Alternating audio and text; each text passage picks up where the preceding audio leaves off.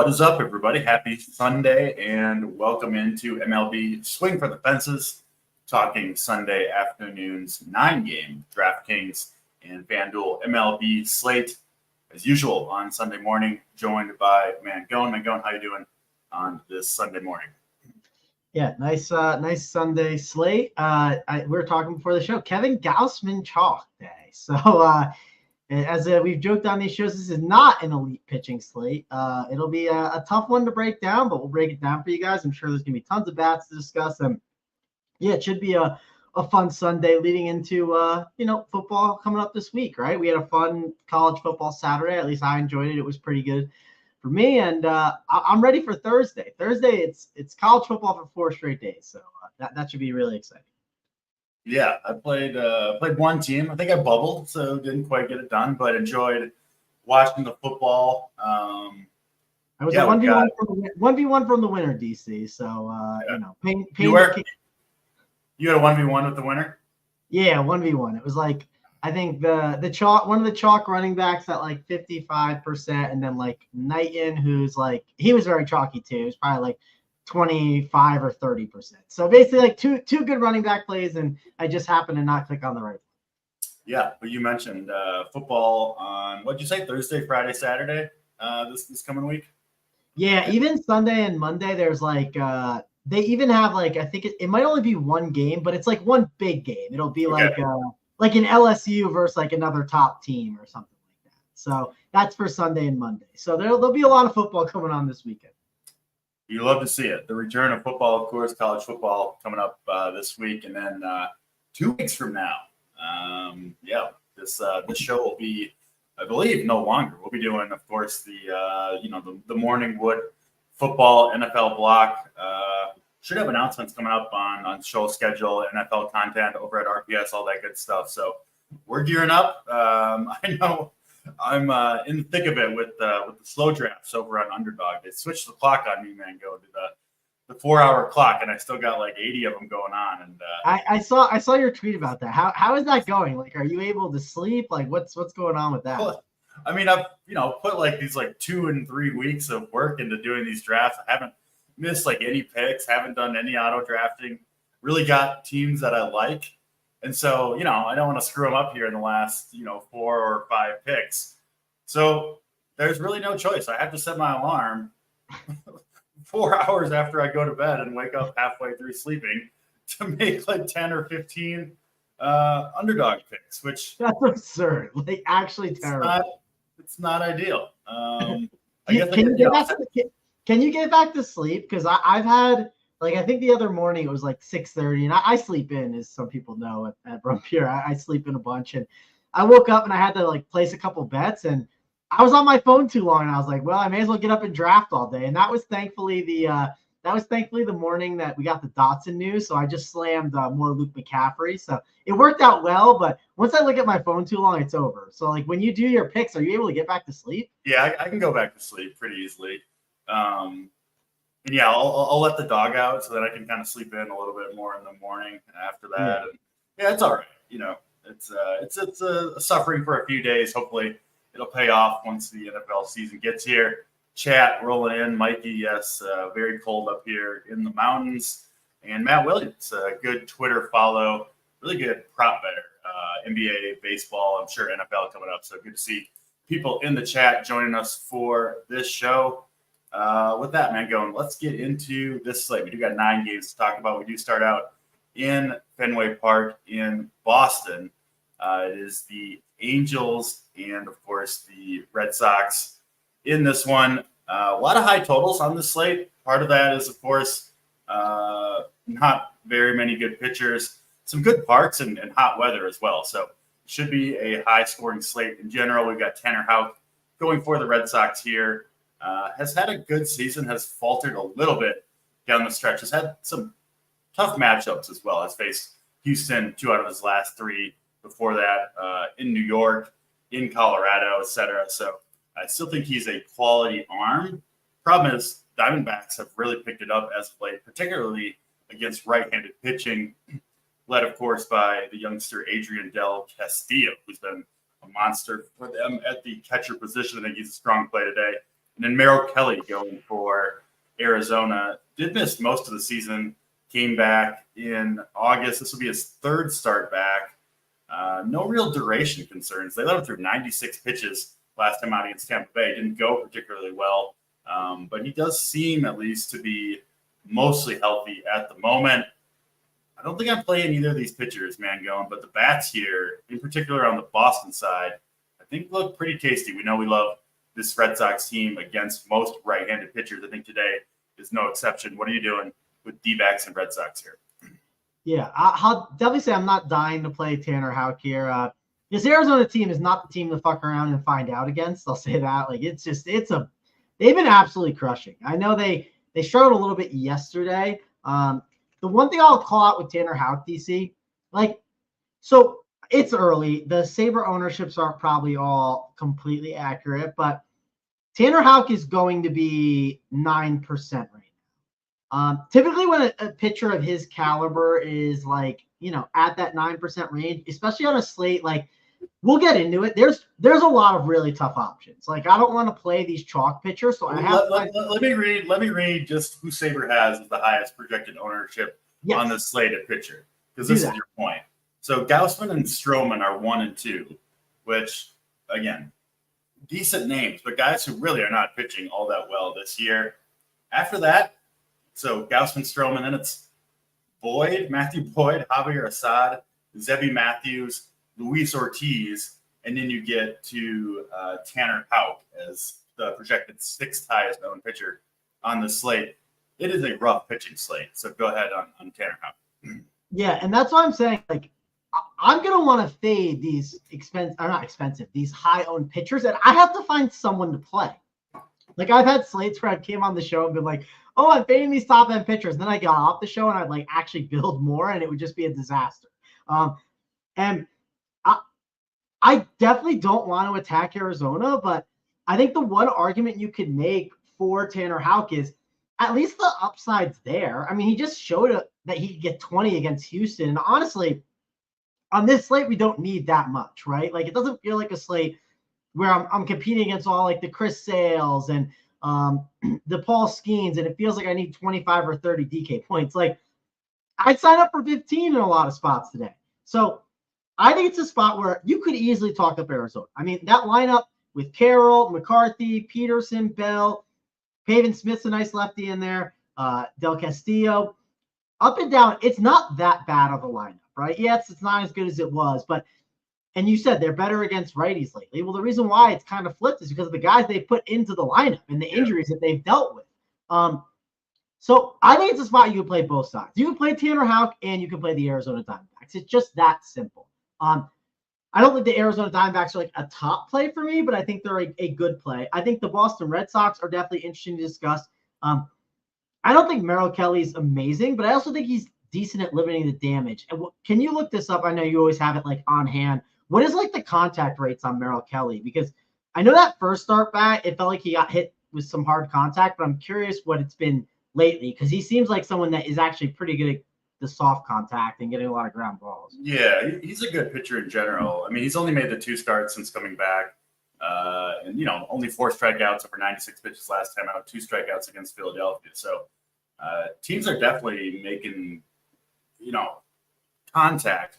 Not a ton of damage, just the 1 home run allowed. Generally, he's just kind of there's nothing super remarkable about him. He's just kind of a little bit above league average at most things. So there's nothing,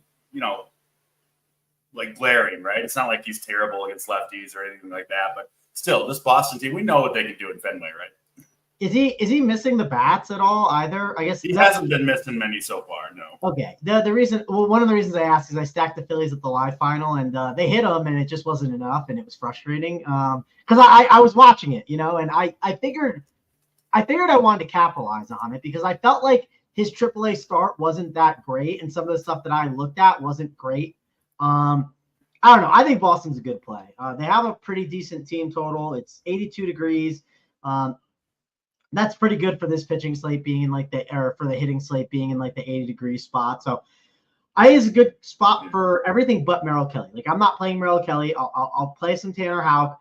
And I like Boston more than I like the Arizona Diamondbacks. If you had me only pick one stack, it would be that Boston side. And of course, Tristan Casas is back in the lineup, Devers, Tyler O'Neill in the 5 hole. I mean, Connor Wong was hitting in like that 5 spot for a while. Now he's back down at the 7. Like, this is a really strong Boston Red Sox lineup, and I think I want to get some exposure to them.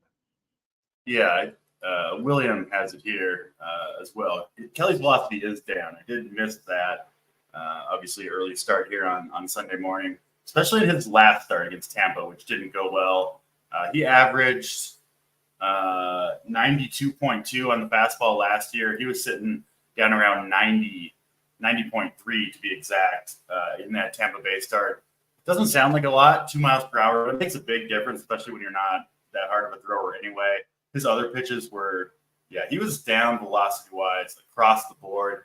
And when it coincides with a bad start, right, when the velocity's down and you get hit hard and you don't miss many bats, which is what has happened to Kelly, and you're coming back from, a 4-month injury, there's some red flags for Merrill Kelly here. Looks like a couple people in the chat, William, Joe, are on the Red Sox train as well, which I think makes sense. Yeah. I watched that entire start. Like I said, I had the Phillies at the final, right? I was posted up, like watching. Like, it was frustrating because you definitely saw him get hit hard. He got hit hard, really hard in the first inning. And then there were definitely multiple times, like Bryce Harper got robbed of a home run. Like, it was definitely frustrating. And then, sure, there was a couple of moments where he, like, got it together because he's Merrill Kelly. But, I mean, the start against the Rays, I missed that. And that's encouraging to think that the Merrill Kelly blow-up is going to be bad towards the end of the season. Like, I don't think it's going to end super well for him. So I want to be on that. I want to take advantage of it. So, I'm going to be on the Red Sox a lot today. Yeah, that makes sense to me. The D-backs do have a couple lefties in the bullpen, so maybe some pitch hit risk for the bottom of the order guys with the Red Sox. But the top of guys should be safe, obviously. Their studs, Duran, Abreu, Casas, Devers would be the guys that I would be most heavily targeting, kind of like Rafaela down there in the 9 hole as well. So, a little bit higher on the Red Sox than I was maybe coming into the slate, and do think they're a good way to go. And, I'm not really going to use either of these pitchers. It would be definitely how could I be more interested in using, like I said, Mangione, I do think you can play both sides of that one if you want to. There's several games like that where you can play a kind of a mediocre pitcher and a mediocre lineup. And sometimes both sides of those types of games are in play. We'll get to those here as we go along. Let's get to Colorado, though, and the Yankees up next. 9 total in this one. Yankees with, I believe, the highest team total in the slate. It's supposed to be between them and the Royals. We got a few teams with team totals well over 5 here. Sitting at almost 5.7 for the Yankees. Hot, humid, same weather as in Boston. That's a general theme of the weather across the slate today. Ball should be flying. We do have, as we mentioned previously, probably the second highest owned pitcher on the slate in Marcus Stroman. You certainly understand why, going up against really, really bad Rockies lineup, obviously, especially bad when you get them outside of Coors Field. Massive strikeout rates, basically 1 through 9 in this lineup. Actually, that's not quite true. Charlie Blackmon, leading off, has a pretty low strikeout rate. Everybody else is like 25% plus long-term against right-handed pitching. So Stroman is not someone who gets many ceiling games, but in theory, at least, this could be one for Marcus Stroman. The Yankees are big, big favorites here, sitting around minus 260. I certainly get it with Stroman, right? I get why he's shocked. He's cheap. It's going to give you probably close to 90 pitches. Matchup is awesome. He's a huge favorite, all that stuff. He is going to be popular. And, I mean, it's hard to argue with it, but he also has not really pitched very well this season. In my opinion, it's still quite a bit worse even than his mediocre season-long numbers would suggest. He's been hit very, very hard in Yankee Stadium. If you put any stock into that, I wouldn't go too far with it, but it is a little bit of a data point there. And it's just someone I don't play that much in general. So I haven't decided what I'm doing with Stroman. I can see the argument for both sides there. Austin Gomber going to go for the Rockies. Has should have been somewhat effective this year for the most part. Still, though, hard to imagine that he's going to have too much success. And, of course, the Yankees, big bats, led by Mr. Soto and Mr. Judge. As always, going to be strong plays. I do like Torres, Stanton, Trevino as well. So certainly like the Yankees quite a bit here. I think you kind of have to. I think it's close between them and Boston. I was leaning Yankees coming into the show, but the Merrill Kelly stuff we kind of uncovered might have me slightly Boston over Yankees today. Curious where you stand and curious what you're doing with Mr. Marcus Stroman, Mango. Yeah, I was trying to think when you were talking about it all. Like, if you told me I could only play one between Gausman and Stroman, who would I play? And I don't even know. It's a tough one because I don't want to play either. Like, I think they're bad chalk, honestly. But the alternatives are really bad. For me, I think that 7,600. If you want to get all the bats today, like, I can make the argument Stroman over Gausman. Like, if you're only going to play one of these guys, you could make that argument. That way you can get like the big bats if you want to get in like the Aaron Judges and all these expensive bats that we always want to have on this slate, like some Boston options. So I guess I lean Stroman over Gausman maybe, but it's so bad. I'm doing my best to just not play them. Like, there's a good chance when I run everything, and actually I should do this while we're on the show. I'll make a clone build. I will X Gausman and Stroman just to see what it does. Because again, the alternatives are really bad. I understand the matchup's nice, right? It's against the Colorado Rockies. Their lineup today is not terrible. It's probably one of the better lineups they've had in a bit. So that's the other thing. And it's a good hitting park. It's 86 degrees. So that's not a favorable thing in Stroman's favor. So I don't have a lot of nice things to say, DC. I'm probably fading Stroman. Probably doing my best just not to have a lot of him. We'll see when I run it here in a second because I do want to run it without just to see what it does. It'll probably be really interesting. Austin Gomber, I don't want any of. I know there are going to be some really gross pitchers that we roster today, but Austin Gomber does not feel like the option to take that chance on. So I'll find some other pitchers along the way instead. But both sides are good. I think you can make the case for leverage in the Colorado Rockies. Again, that lineup is really kind of strong today. If you look, one, I like Ryan McMahon with that short porch. Come on, again. The Rockies lineup was never strong. It's not strong today. For them, it's good, right? You don't think it's a good lineup for them? I mean, it is about the best. Yeah. I didn't mean it's strong, DC. I meant it's one of their better lineups. Is that correct? Yes, it is about the best lineup they could have put out, but that's just not saying a lot with the Rockies. I mean, I just don't think that's the argument to fade Stroman. It's just that Stroman's just not any good, and he's going to be super popular, right? So. Well, yeah, he's the argument to fade Stroman is he's popular, he's not good, and you just don't want to play the chalk pitchers today, in my opinion.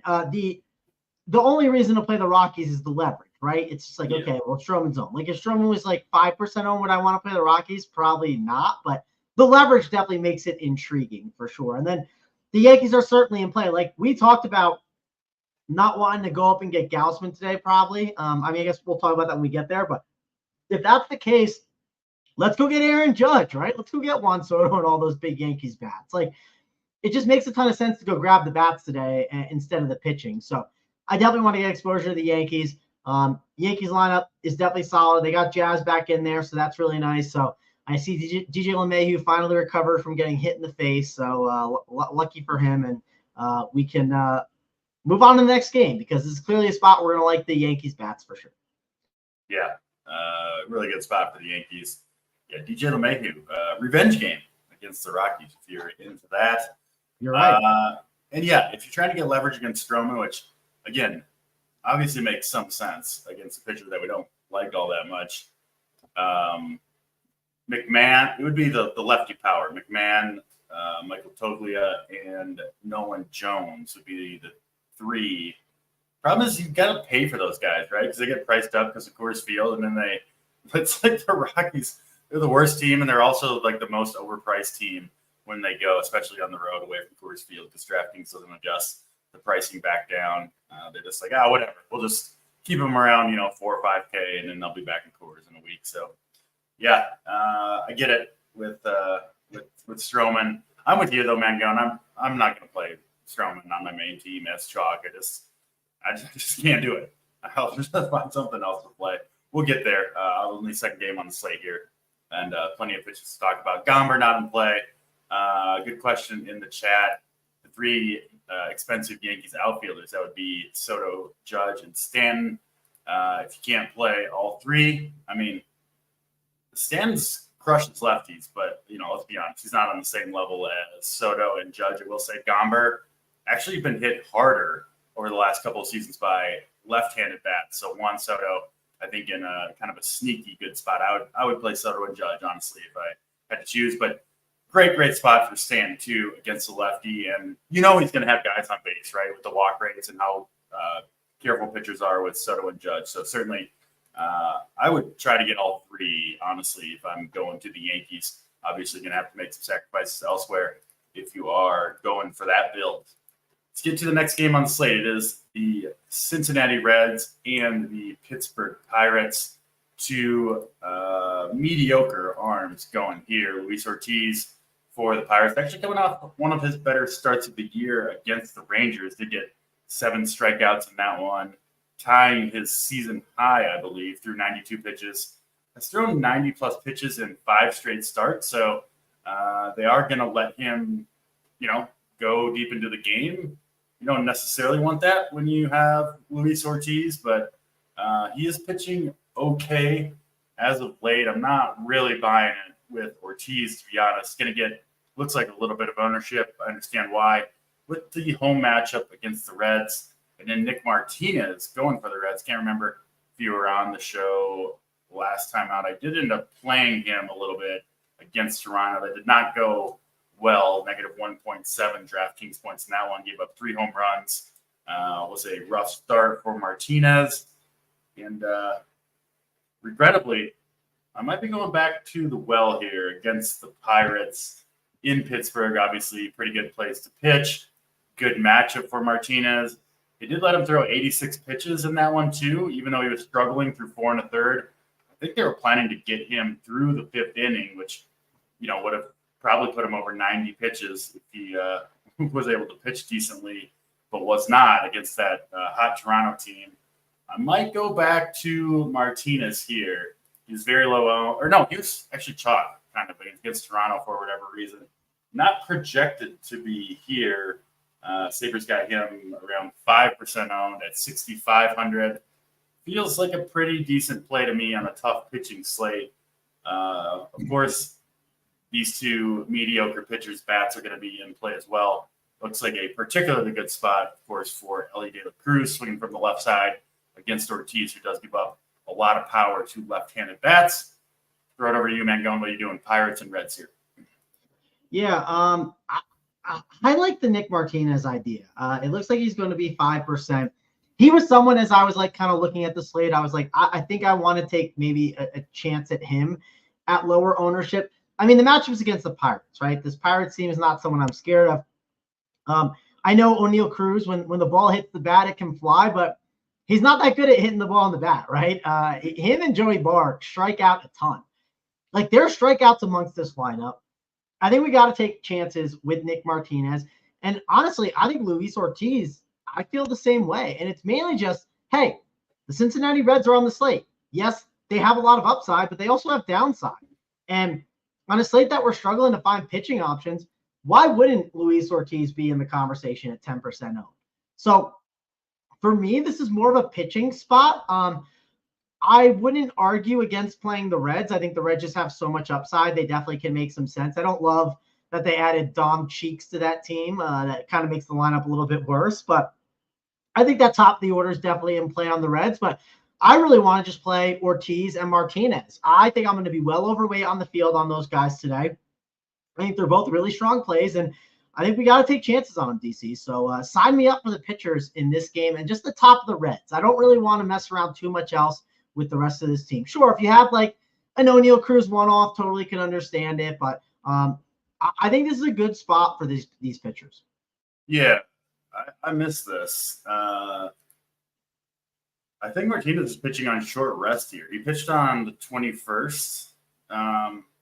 You might be right, actually, because I remember you guys talking about that on one of the shows, and that was not too long ago, it feels like. Yeah, so he pitched on the 21st, so I think that does mean he's on 1 day short rest, which is absurd that they would throw him out. He pitched 86 pitches in that game, just to let you know. Not ideal. I can't play him on short rest. So why are they doing that? Like, I wonder. I'll try to do some Twitter searches to see if there's like a pitch count. But I mean, there's gonna be. He's on 3 days rest. He's not gonna go deep into the game.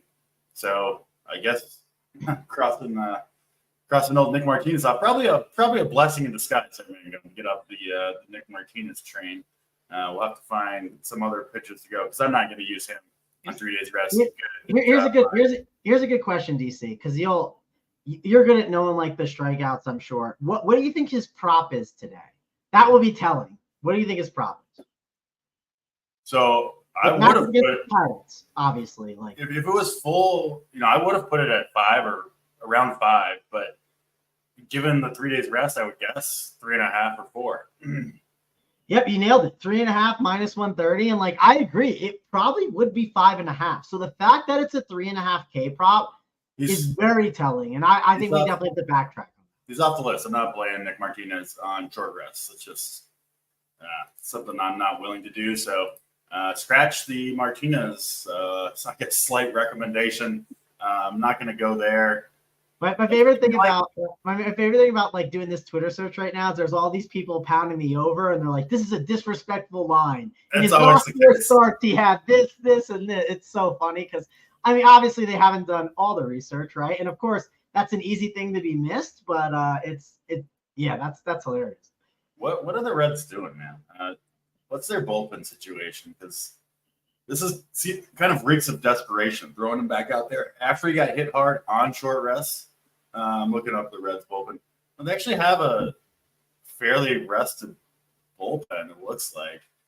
I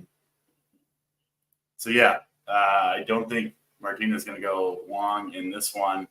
I actually think Pirates, Cruz, Ryan Reynolds look pretty good. Anything else from Reds Pirates, man, going before we move on? Playing Ortiz? No, I mean, I definitely like the Pirates, like one-offs and like some of those bats a little bit more because of that. But that's really it. But I mean, that's why we do these shows, right? We stumble upon stuff. So that was good. Yeah. All right. We'll move on to Toronto Blue Jays, LA Angels. This one in Toronto, 8.5 total. It's going to be, Kevin Gausman. We mentioned him. Been a struggle of a season for Mr. Gausman, coming off another mediocre start against Cincinnati.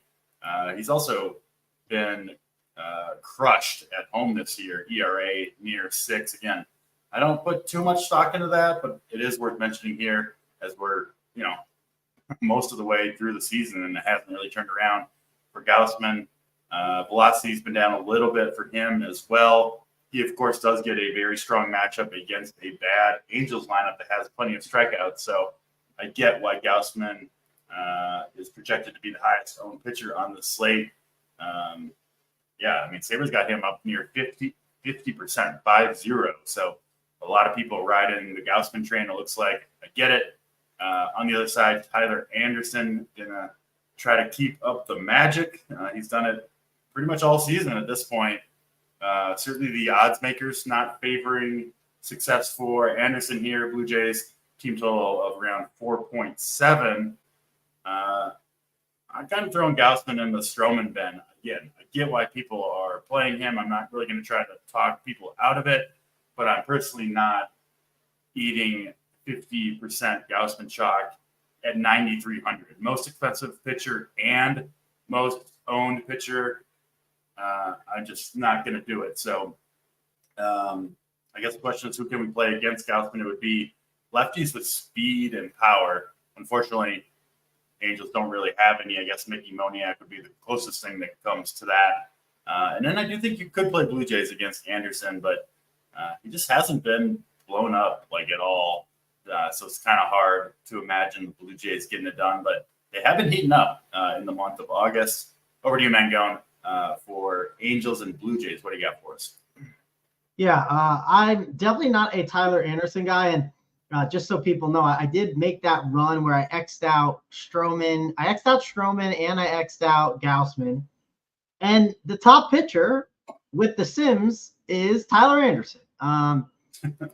Pretty gross. That's I at the think, slate. I think it's because he's 6% owned. Yeah. And then it's Matt Boyd. He's like the second one. Lugo gets in there, but yeah, it's definitely very spread out with a lot of the options. But all in all, I really do not want to play Tyler Anderson. I think I'll get different with other pitchers. It's just this Blue Jays team is not a team that I want to attack right now. Like, I mean, Paul Skeens could probably be going against them, and I don't. Obviously, on this slate, I'd have some interest, but I'm just saying, like, Toronto's a team that we look at right now. We're kind of scared to attack with pitching, so not really trying to get there. I think the Blue Jays offense is definitely in play and a good play against Tyler Anderson. Because when Tyler Anderson does get hit, he does get hit hard, and this Blue Jays team is hitting the ball pretty hard right now. So definitely like Toronto a little bit here. After talking about it with you, I think if I had to pick, it's probably Gausman over Stroman. If I have to pick one, I know I kind of started saying I might do Stroman, but I don't think I could do it. He's just so bad. And Gausman at least beats up some bad teams. Maybe some people look at the game logs and see the Angels start, and that's the reason why they don't maybe get on him as much. But it would probably be Gausman if I had to pick one. But I want to be underweight on Gausman and Stroman today. It's definitely a strong stance that I feel very confident in taking. We'll see if I X them out. I do want to make some adjustments to projections, some other pitchers that we're going to talk about here shortly. But I don't want to love Gausman in this spot. And you could make a case that the Angels are a decent leverage play. The one counter that I'll make with the Angels, though, is like, if you look at their price tags, their most expensive bats are Zach Nito's the most expensive one at 4.3K.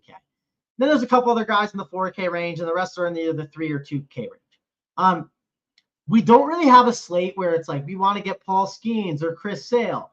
So, yes, I think the Angels work as a leverage play, but I don't think you need the full 5-man. I think they'll probably make better sense as mini stacks or maybe even like 4-mans that and like have like a one-off of like Aaron Judge or like 4 threes. I just don't think you're going to need that full 5-man because when you load up on the Angels, like there's not any top pitching you're going to go up and really spend on. If you're not spending on Gausman, the only option you're really going to spend for is like Seth Lugo. And like, I'm just saying, don't feel the need to 5-man the Angels. That's all. I think there's other ways you can build your Angel stacks if you want to go with the leverage play. Probably not for me. I'll probably go elsewhere. Yeah, I wish the Angels had like any bats that profiled really well against Gausman. I think Zach Neto is the best one off. He does have some speed. You can really run on Gausman. He's got 19 home runs, 22 steals on the year, swinging a good bat, relatively cheap, no pitch at risk. So Neto, I think, would be the guy I would be most likely to play on the Angels if you're trying to get that leverage against Gausman, which I do think is a pretty good idea, right? We know he's going to be super popular. We know he's not that good. So I think playing a guy like Neto in particular makes sense. I wish they had some lefty speed, but they really don't have much. I mentioned Moniak. I think he's an okay play as well. But I'm with you. I'm not going 5-man Angels, even though I don't love Gausman here, obviously. And William making a lot of good points. The Jays did face Anderson 2 starts ago, scored 7 earned runs, so they did get to him. What are you doing with the Blue Jays? In particular, Megone. I mean, Vlad has been on fire. Obviously, a lot of bats, big bats to spend on. We talked about the good spot for Elly De La Cruz, the Yankees, Vlad. We'll get to some more coming up here too. But Blue Jays against Anderson, is that a place you're going to go to? Yeah, I definitely like them. Like so far, we've only been through like 3 or 4 games, and like I'd say the rankings right now are like Yankees, Red Sox, and Jays. Like those are the top 3 right now for sure. But to be fair, like I think Blue Jays won't get like a ton of ownership today because there's a lot of good offenses to go to. Like if I pull up Saber and look at the bats, let's see what the ownership is. Yeah, the ownership on these guys is all going to be single digit. So I think that, we get to the segment of contrarian stacks. Like Blue Jays are in that conversation. I think they're definitely a good offense to get exposure to. So I'll definitely have exposure to Blue Jays. Yeah, makes sense to me. Let's get to Miami for Cubs and Marlins. This one in the Dome in Miami. Has a 9 total, though, so runs expected to be scored here. Going to be Javier Assad going for the Cubs. Has had a good season for them.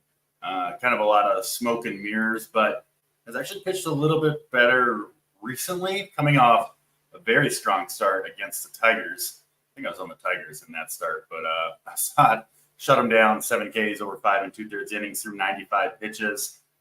He does appear to be finishing the year about as strongly as you could hope for Mr. Assad. Gets a really nice matchup against this Marlins team. Good place to pitch. And I haven't played much Javier Assad this year, but that might be changing today. I kind of like him here at 7,300, going to be around 20% owned. Feels okay to me against the Marlins. And then Adam Oller going for Miami, going to make his second appearance of the year. First one did not go well in Arizona. 2 home runs, 4 walks, 5 earned runs. Frankly, he was fortunate to get out of that start with just 5 earned runs allowed against Arizona. He gets an okay matchup too against the Cubs team that's somewhat uninspiring, but they are, projected to put up some runs today. Cubs with a team total of what it must be, close to 5. Adam Oller just that bad. I mean, he was getting hit in AAA in the Good Pitchers League. He's like 29 years old. Got smashed last year when he got a chance. Smashed this year. His only appearance at the big league level. Just not any good. And I do kind of like this Cubs team, despite having to go into this pretty brutal park for hitters. I think they make it a lot of sense as a full stack. It's going to be tough to do the damage all via the long ball. You're going to have to string some hits and walks together, which I think they got a good chance to do against Oller and a bad Miami pen as well. Interesting game here, Mangone. Cubs and Marlins. What are you doing with this one? Yeah, I tend to agree with you. Also, the Cubs, I mean, they're swinging better bats right now. I think 2 of their last 3 games had double-digit, runs. And I know I don't want to, be a slave to too much of what's happened in the past, but this Cubs team has been really bad and really streaky this year, for sure. I think we have to consider some of these bats. And to be fair to the Cubs, too, they have some power, which, gives them some upside. So I think we have to like them a little bit. I'll have some interest in the Cubs. Just Oller's not very good. I mean, they have a very respectable team total for being in a very bad park with Happ, Bush, Suzuki, Bellinger, Horner. I mean, this is a solid lineup right now. You even have Crow Armstrong, which if he doesn't hit a home run, if he gets on base, he's just running. You know what I mean? And that's always good fantasy production. So overall, I think this Cubs team is in play. I'm going to have some exposure to them here. Javier Assad definitely has to be in the conversation for a pitcher that we consider today. Besides Jake Berger, this Marlins lineup has been really, really bad this year. And most of these guys are like creative players at this point, right? I mean, it's just a horrific lineup where Assad could definitely be on the winner. And again, he doesn't have to do that much. If you had a pitcher at 7-3 get you 12 DK points, you might sign up for that today, DC. It's bad out there in the streets. And he's 7-3 will help you get a ton of bats. So I think Assad's got to be in the conversation. So it's all Cubs for me, and not really looking at Marlins unless it's a Jake Berger one-off. Yeah, Crow Armstrong had that, I don't know if you saw the inside the park home run where he was flying around the bases, 99th percentile sprint speed. And actually, his hitting has really improved. He really, really struggled when they first called him up. He's kind of a defensive wizard, but he does at least appear to be figuring out a little bit pitching at the MLB level. So I'm in on the Cubs. I'm in on Javier Assad. I think the Cubs take this game handily, and I'll have Cubs bats. They've gotten a little bit healthier recently with some of the, Cody Bellinger getting back in the lineup. Ian Happ still swinging a good bat. Armstrong picking it up a little bit. And it's just the matchup against Oller, who really does appear to be on a slate with many, many bad pitchers. I think Oller takes the cake as the worst one. So give me some of these Cubs bats against Oller and, of course, a bad Miami pen. Miami traded basically all the good arms out of their pen at the trade deadline. They've been awful ever since and probably will continue to be. So high on the Cubs, both pitching and hitting wise in this one. Not going to play any Miami bats myself. Brings us to Texas and Cleveland. This one in Cleveland. It is going to be warm at Progressive Field. Ball should be flying. Good home run park for lefty bats in particular, hitting it out to right field. there'll be Matthew Boyd going for the Guardians, making his third start of the year. Has pitched okay in those two starts, pitched well against the Cubs, and then, against the Yankees. I believe he gave up back-to-back home runs to Soto and Judge. Yeah, he did. I remember that game. Both of them just barely cleared the wall. So his last start against the Yankees doesn't look super great on paper, but he pitched better in that game, I think, than the final line would give him credit. And, giving up 300 runs over 5 1/3 against that Yankees team in Yankee Stadium is not that bad anyway. In comparison to like a Merrill Kelly, who's seen his velocity not stick since returning from injury, Boyd looks like the same pitcher he was, or close to it anyway, when he was pretty effective with a high strikeout rate. It's been a couple of years now. He's had injuries, but he does seem pretty healthy to me. Gets a Rangers team that is not all that scary, to be honest. So Matthew Boyd at 6,900, I think, is an interesting play here. Saber looks like people are going to be on him. He's going to be around 25% owned. I think it makes sense. I think I slightly prefer Assad to Boyd, but I think both guys are reasonable plays. And then Cody Bradford going for Texas. Played him last time out against Pittsburgh. That went pretty well. He made it 7 innings in that one, 8 strikeouts, no walks. Actually throwing the ball pretty well this year. I can't do it, though, against the Guardians, who have low strikeouts pretty much up and down their lineup. And I do think they make for interesting plays here against Bradford. Some of this right-handed power. Obviously, Lane Thomas, Jose Ramirez. They got David Fry in the cleanup spot. And then Junkenzie Noel, massive power guy. Absolutely smashing lefties this year. Short sample size, but 526 ISO over 42 plate appearances against left-handed pitching. Stevers, our guy Stevers says ball should be flying here in Cleveland. Absolutely. Kind of like this Guardians team a little bit. What are you doing, man, going with Guardians and Rangers here? Yeah, I'm in agreement with you. The one thing I will say, Bradford has pitched pretty decent, at least. Yeah, he's a decent pitcher, I think. Yeah, and on a slate where the pitching sucks, listen, I am trying to find some decent pitchers. The biggest problem that I'm having is, I'd never attack the Guardians. I never really attack them, and I never really take the bats against them because of that bullpen either. So, for me, I think it's mainly looking at those lefties on the Guardians. Kwan, Ramirez, Naylor, they're definitely going to be strong plays. You can mix in those righties as well, but those would be the strong plays on the Guardians. And then I wouldn't sleep on Corey Seager. Corey Seager is pretty much good on almost any slate, so I would not sleep on him. I know it's lefty-lefty. He's just going to be completely under-owned. So I think he's definitely in the conversation today, and that's really it, though. I don't want to play that much Texas.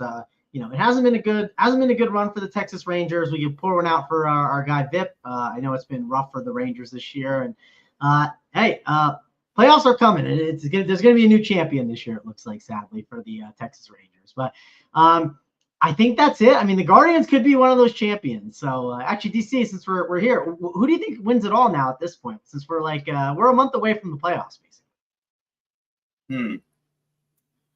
That is a good question.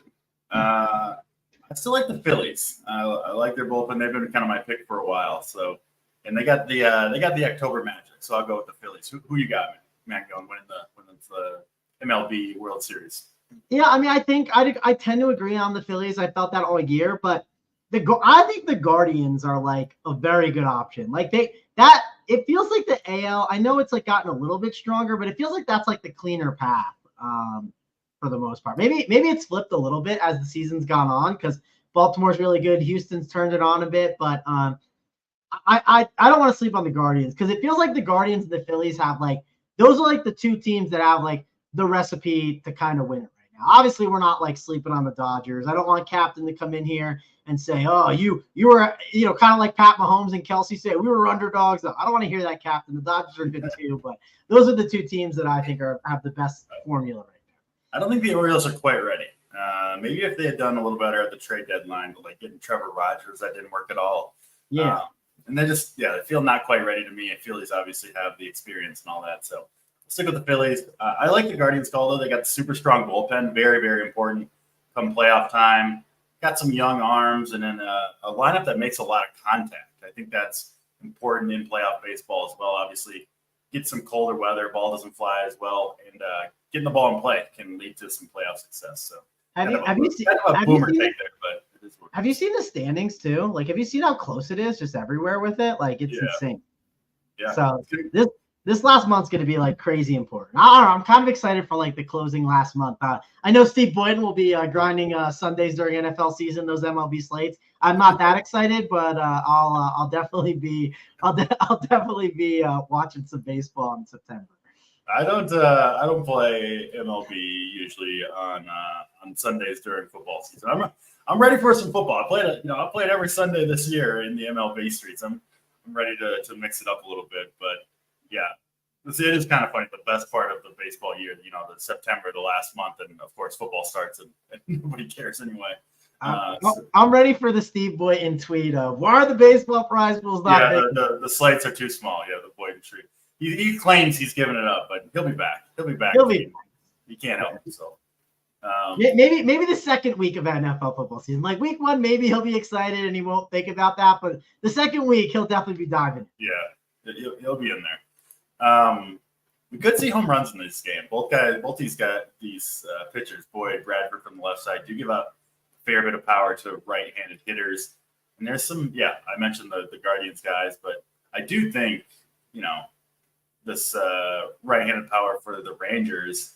I mean, Langford, Jung, Garcia, you mentioned Seager, Semien.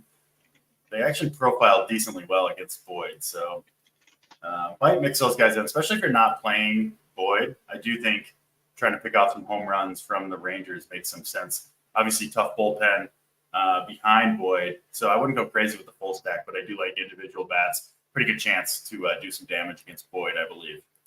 3 more games to talk about. Detroit, Chicago White Sox are up first.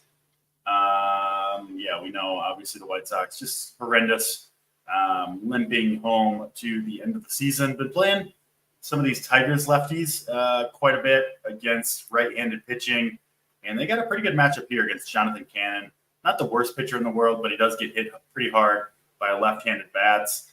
And the Tigers have 7 of them in the lineup, including the first 5 hitters. Obviously, horrible bullpen behind Jonathan Cannon as well. So a really strong spot for the Detroit Tigers here. I imagine they're going to get some ownership in this one. Looks like a little bit of a bullpen game for the Tigers. Bo Brieske going to be the opener. I'd expect 30 to 40 pitches out of him. Maybe enough to get through 2 or 3 innings. I saw some interest in him.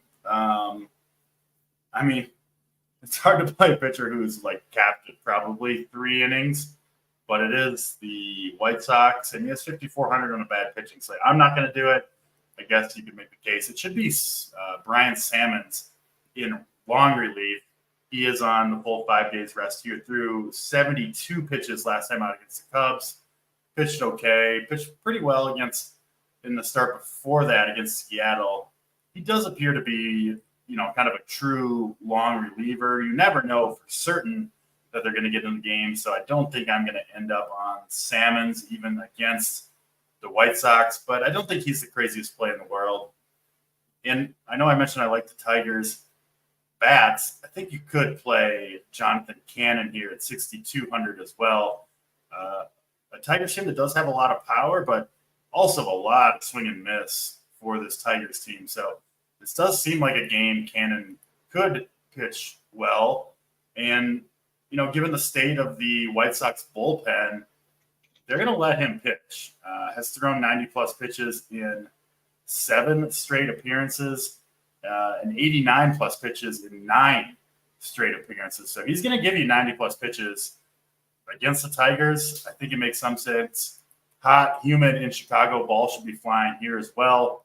And I think a pretty interesting game. Obviously, 2 very bad teams, but a good one, I think, for DFS. What are you doing, Mango? Tigers and White Sox.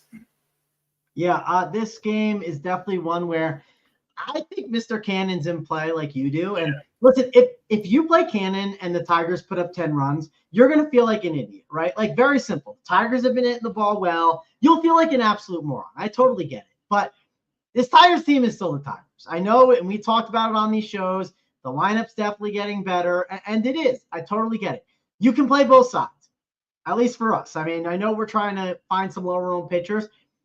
I don't have to play like 50% Cannon, right? I mean, he's not really going to be owned, I'm sure. Let's see what the ownership's going to be. 5%. Yeah, 5%. Like, so I can get both sides. I think I can play the Tigers and I can play Cannon here. I don't think it's crazy. Again, we're trying to find ways to fade some of this chalk that we just think is egregious. And there's some egregious ones on this slate. So that's my take on that. I don't think the White Sox are completely out of play, but it's mainly looking at minis, right? Again, this is similar to the Angels. It's actually an even worse situation. The most expensive guy on the slate would be, or on the White Sox is Andrew Vaughn. Everyone else is cheaper than 3.7K. Like, on a slate where you don't have Chris Sale to pay for, that's where, like, if you have a White Sox 5-man, your teams are probably a mess. Like, I probably wouldn't want to do something like that. Only make it like a mini stack. And I'm not playing a White Sox stack. Sorry, man. You're not going to convince me on this. I agree. I think when people use an optimizer, sometimes they spread out their ownership, right? I know everyone wants to get a piece of everything sometimes. And I just think it's wrong when looking at the pricing of these White Sox and then looking at the pitchers that you're spending on. I think it's a day to spend up for bats. So don't love the White Sox. If you had a one-off of a Gavin Sheet, sure, that's fine. I wouldn't hate that. But Tigers, obviously, we don't have their lineup yet, but looks like it's going to be a strong lineup for them. They're definitely a stronger play. And like we said, you can play both sides of the Tigers and the White Sox. Yeah, they did put out their lineup, as expected, loaded up on lefties against Cannon. This is one where I'm going to play both sides of this. I will have some exposure to Cannon. I will have Tiger stacks as well, obviously on different teams, but I do kind of like playing both sides. And then the pitching, the Tigers pitchers versus the White Sox, I'm just mostly going to avoid that. I'm not playing Brisky or Salmons, but I'm also not going to play many, if any, White Sox. Just don't feel the need to do that on this slate. Philadelphia and Kansas City up next. We go from two very bad teams to two good ones. And man, ideal hitting conditions in Kauffman Stadium in Kansas City. Going to be mid-90s, humid, and strong winds blowing out to center field. I mean, left center field, just an awesome place to hit in Kansas City. This is a big park, but it does lower strikeouts. It does accentuate batting average on balls in play with the big outfield.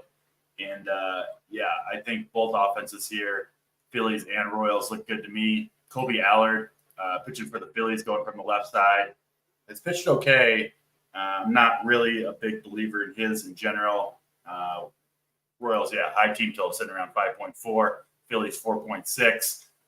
Good bullpen for the Phillies is a concern with the Royals, but the conditions here are just so good that I think it's kind of hard to avoid. Bats from both sides of this game. And Lugo, a good pitcher, but I'm not touching either of these pitchers, and I want some of these bats in my lineups. What are you doing, man, going with Phillies and KC here? Yeah, I like this game a lot. I know Seth Lugo is not typically someone to target, but I want to ride with the Phillies here. They're swinging good bats. I've been wanting to be on them a lot this year, especially when they're under-owned. And I'm assuming no one is playing the Phillies against Seth Lugo today, right? Like, that doesn't seem like it makes a lot of sense for people to do. So I'm going to ride with the Phillies. It's also, DC, this is a 10 total. Like, I mean, a 10 total is pretty good on this slate. And again, it's a 10 total with Seth Lugo, who is technically like one of the better pitchers here. So I think we have to like this game. I'm going to play some Phillies. I'll also play some Royals. I'm not scared of Allard. I think it's a good spot. One thing I do always like about this Royals lineup, they're pretty easy to 5-man stack because, yes, you have Bobby Witt at 6'6" and like Sal Perez at 4'8" that are expensive, but the rest of the guys at the bottom are always cheap. It's easy to make their stacks work all the time. That's kind of how it's been constructed. It's kind of like the Braves last year. The Braves always had like those cheap guys at the bottom, and you just kind of like played those, a couple from the top 5 and then a little bit from the bottom. Just seems like how you play this Royals team right now. So I like this game. I think it's a good one. I know I talked up the Phillies a little bit. I think we at least have to have the conversation. If we look at ownership, Kevin Gausman is 45% owned. Seth Lugo's 7%. Who's a better play, Seth Lugo or Kevin Gausman for a $300 difference and based on the ownership, DC? I don't have to answer because I'm not playing either guy. You're not playing either. Okay, so you're not even going to answer. It's okay. I think if you asked me this question, it would be Seth Lugo. I don't know if I'll get exposure to him. I think I might just X him and just embrace all the shitty pitchers and call it a day, right? Like just let the chips fall how they do and get all those expensive bats. And obviously when I build the expensive bat lineup, I'm going to make sure I have a nice min salary floor. So it makes sure it gives me those. I don't want to be leaving 4,500 on the table with some really bad pitchers. I know in baseball, you typically don't want to care about that, but on this slate, I definitely care about it because my construction is going to be going down with my pitchers, right? And then going up to get all these expensive bats. I want to make sure I'm getting them in there. So I'm going to make sure the optimizer does that. Makes sense to me. Yeah. Love the bats here. Philly and Royals definitely going to mix both into my lineups. Do prefer the KC side for sure. Last game on the slate then, St. Louis and Minnesota. Hot and humid in Minnesota as well, but winds blowing in still. Should play relatively hitter-friendly here. 8.5 total in this one. Twins rookie Zebby Matthews going to take the mound. Has looked solid through 2 starts, went 5 innings in both.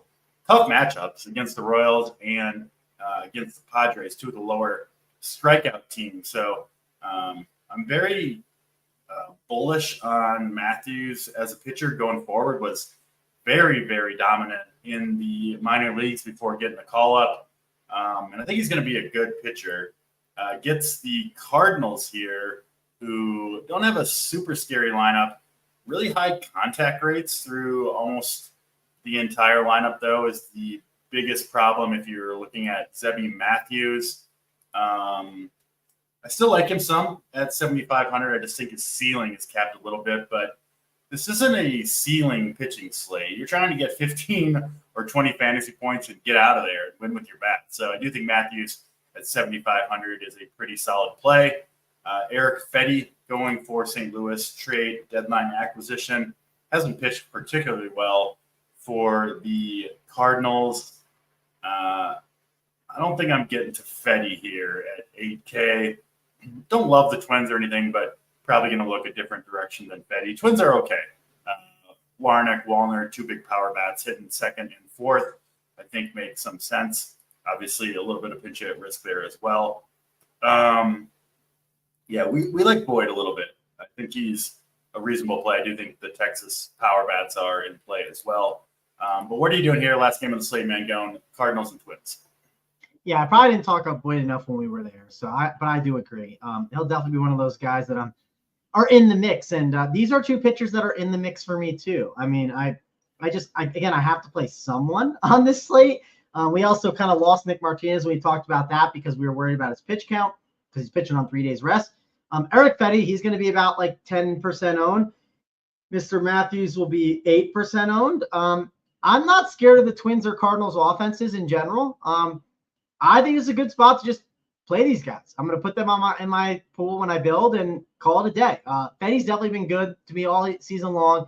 I never like playing the Twins. I know they have Royce Lewis back. I believe he's in the lineup today. No, he's not in the lineup today. That makes it even better, DC. So day off for Royce Lewis. Sign me up for even more Eric Fetty. I'll definitely have a lot of exposure to him. And again, I don't know that much about Matthews, but like you said, DC, we're looking for just to get away with 12 or 15 DK points on this slate. And I think Matthews can get the job done. I mean, sure, if he gives up a 2-run shot in the 5th inning, I won't be happy. But if he can just get me double digits, I'm fine with that for 7.5K.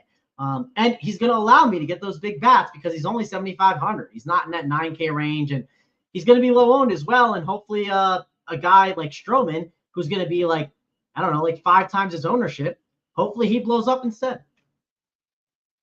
Yeah, like I said, Matthews, really incredible results at the minor league level.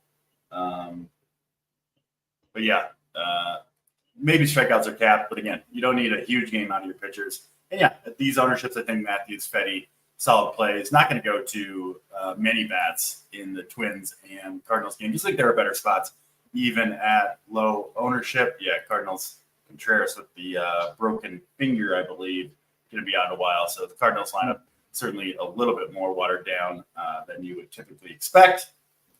That's 9 games, man, going. We're actually overtime on this Sunday morning, but let's do the good stuff here at the end of the show. Lots to choose from, but give me your favorite stack and your favorite contrarian stack. Yeah, and if you're wondering, Matt Carpenter is in the 3-hole today in the year of 2024. He's 38 years old. I looked that up the other day because my friend didn't know much about baseball, and I told him Matt Carpenter was still playing, and he was shocked. So Matt Carpenter is in the 3-hole today. So favorite stack. I'm going to go with favorite stack as the Boston Red Sox, and then favorite contrarian stack. Let's see. Let's go with the Blue Jays. I know we talked them up a little bit. So Blue Jays and Red Sox will be the top 2. I was actually going to list the Red Sox as my favorite stack as well. It's really the decreased velocity, his second start back from Merrill Kelly that kind of tipped me over the edge with the Red Sox. So I will have plenty of them. I'll give it a different answer, though, even though I do like the Red Sox as well. I'm going favorite stack. I'm going with the Cubs against Adam Oller, who I think is just absolutely awful. I know it kind of sucks going to it really sucks going to the stack in the Dome game in Miami when you've got all this amazing hitting weather. But nevertheless, Oller bad enough that I'm willing to pull the trigger there. And then contrarian stack, I'll go with the Phillies against Seth Lugo. They'll get some ownership, but the weather just so good there that I want to get exposure to there. I think we could see high scoring game between the Royals and the Phillies. So give me the Phillies as my contrarian stack. Pitching, man, going. Who's going to be your most important pitcher? We've struggled through this slate trying to find somebody to play. After an hour talking to me, you have any confident picks at the pitcher position tonight? Yeah, not my favorite one. The debate was going to be between probably Luis Ortiz and Eric Fetty. I think those are 2 that I'll have some decent stances on, but let's go with Mr. Fetty. Just, let's stay on brand. No Royce Lewis in the lineup. It's a simple flowchart play. Is Royce Lewis in the lineup? Yes or no? No, he's not in the lineup. So then what do? We play pitchers against the Twins for sure. So I'll go with Eric Fetty. Yeah, going to be really low owned as well. So if you have any reasonable exposure to him, you're going to be over the field. Just should be 3 to 5% owned, I think, Eric Fetty. So I don't mind that call at all. I will go to another pitcher that I haven't played a lot of, but Mr. Javier Assad against this Marlins team. He's got a really good shot at the win, obviously. Great place to pitch. Great matchup against the Marlins. And Assad pitching a little bit better recently, so I will go with Javier Assad as my most preferred pitcher. He'll get some ownership. Should be around 15 to 20% owned, but I still think he's a strong play today. Let's do home run calls, man. We should see some long balls today, but who's going deep? You cannot take Aaron Judge. I'm removing him from the pool.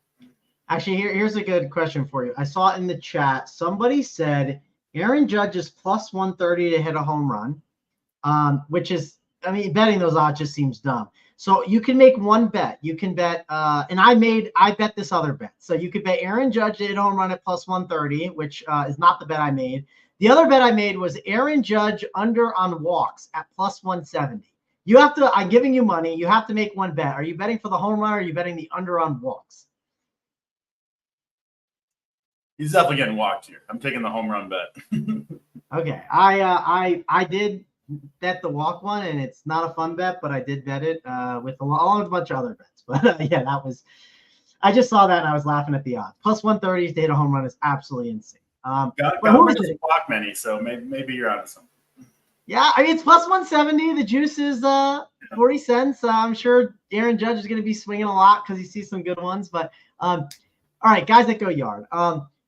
I'm going to stick on brand with the guy that keeps going yard. It feels like all August and July, pretty much the entire summer. let's go with Vladdy Guerrero going up against Tyler Anderson. I will have zero exposure to Tyler Anderson today, and I want some Vladdy, so he goes yard. Certainly like that call. Give me big dog Kyle Schwarber leading off for the Phillies. I think he gets one off of Lugo or the bullpen for the Royals. And finally, your favorite hitter on the slate, man. Go. Lots to choose from today. Yeah, there's definitely a lot to choose from today. I'm going to go with Rafael Devers. I like the Red Sox today. We know the velocity is down, so let's go with Mr. Devers. He'll have a big game today. I'll join you on the Red Sox train and go with Wilyer Abreu. Hopefully, Merrill Kelly doesn't have to say in those Red Sox bats pay off for us. That'll do it for this show.